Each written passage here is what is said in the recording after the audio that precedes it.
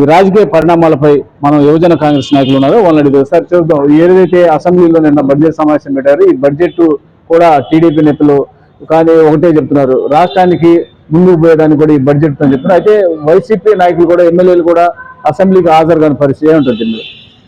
ఈరోజు రాష్ట్రంలో చూసుకుంటే 6 నెలల కిందట కూటమి ప్రభుత్వం వచ్చింది.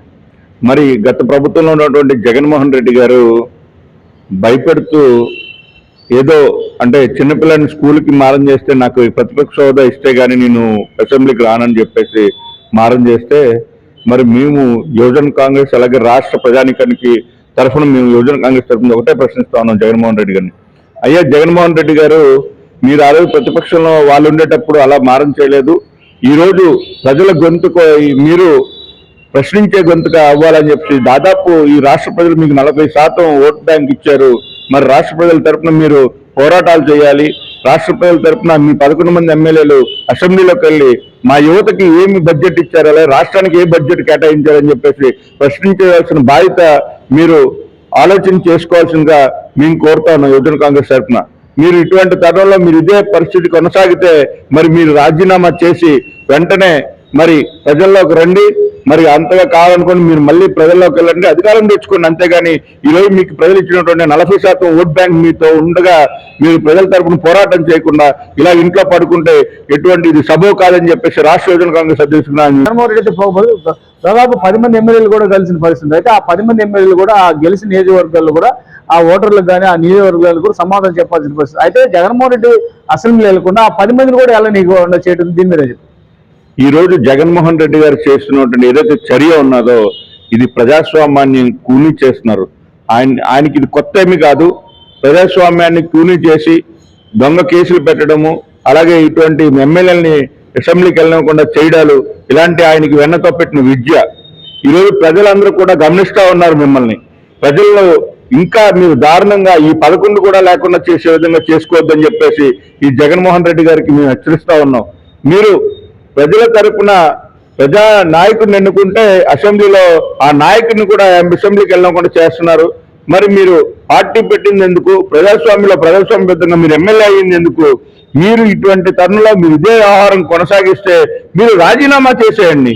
మీ బదులు ఇంకొకరు వస్తారు, ప్రజలు ఎన్నుకుంటారు, ప్రజలకు సేవ చేసుకుంటారు. అంతేగాని మీరు ఇటువంటి పిలచేష్టలు చేయొద్దని చెప్పేసి జగన్మోహన్ రెడ్డి గారికి చెప్తా ఉన్నాం.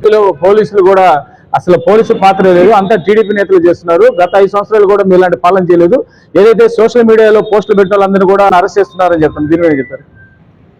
మీరు ఒక్కటే గుర్తుపెట్టుకోండి సార్, ఆ రోజు ఏదైతే జగన్మోహన్ రెడ్డి గారి ప్రభుత్వం వచ్చిన వెంటనే కక్ష సాధింపు చర్యలు జాతీయ అధ్యక్షుడు చంద్రబాబు నాయుడు గారినే స్వయంగా జైల్లో పెట్టించి నానా హింసలు పెట్టి, అలాగే రఘురామకృష్ణ గారు రాజు గారిని కానివ్వండి, ఇంకా చాలా మందిని నానా హింసలు పెట్టారు.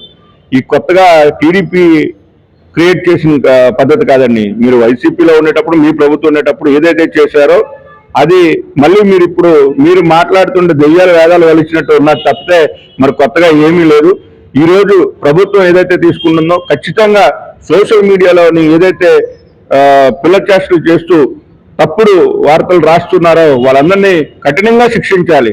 వాళ్ళకి ఏదైతే ఈ డెమోక్రటిక్ దేశంలోని మన ప్రజాస్వామ్యంలోని ఏదైతే చట్టాలు ఉన్నాయో ఆ చట్టాలను గట్టిగా వినియోగించి వాళ్ళని వాళ్ళకి శిక్ష పడేటట్టు చేయాలని చెప్పి తెలియదు. ఈ ఆడపిల్లల మీద అసభ్యకరంగా పోస్టులు పెడతారు, ఆడపిల్లల మీద ఏదైతే నీచంగా మాట్లాడతారు, ఇటువంటి వాళ్ళని మీరు సపోర్ట్ చేసుకొస్తున్నారు జగన్మోహన్ రెడ్డి గారు అని చెప్పేసి మీరు యువజన కాంగ్రెస్ తరఫున ప్రశ్నిస్తా ఉన్నాం. భారతి దగ్గర ఏదైతే ఒక ముఖ్యమంత్రిగా ఉన్న సతీమణైన భారతి దగ్గర ఉన్న పిఏగా ఉన్న అతనే చూసాం, షర్మిల సొంత చెల్లెలు షర్మిల మీద కూడా అసలు రాజశేఖర రెడ్డికి నువ్వు పుట్టలేదనే విధంగా కూడా సోషల్ మీడియాలో పోస్టులు పెట్టిన పరిస్థితి.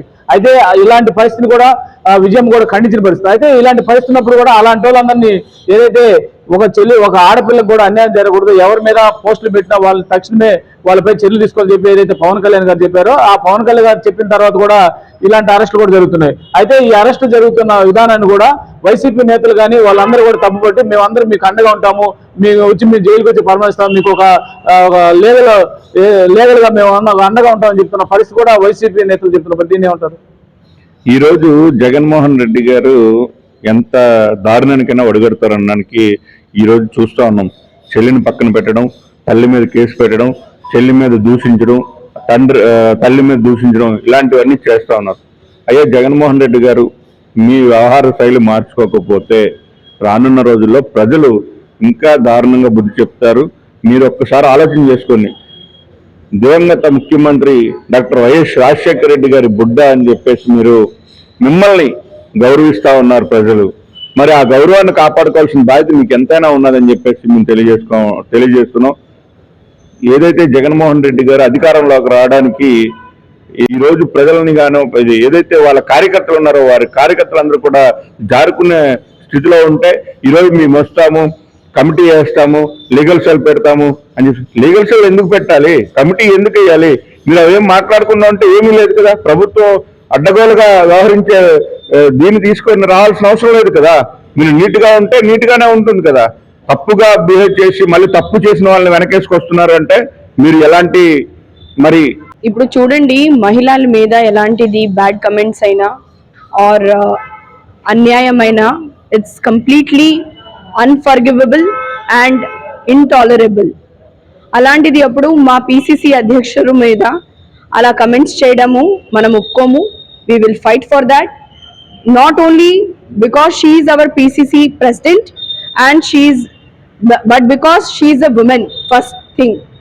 సో విమెన్స్ మీద ఎలాంటిది కమెంట్ చేసినా కూడా, ఏది చేసినా కూడా that will not be tolerated and it will be the proper action will be taken. అంటే మహిళల మీద సోషల్ మీడియాలో అసభ్యకరంగా పోస్టులు పెట్టడం ఇక్కడే మన ఏపీలో చూసారు. మీరు గతంలో ఏ రాష్ట్రంలో ఉంది అంటారా?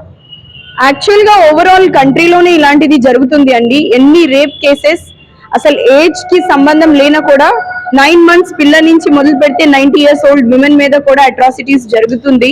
So it is really very very unfortunate. So we all oppose it. As Indian youth Congress always give respect to women's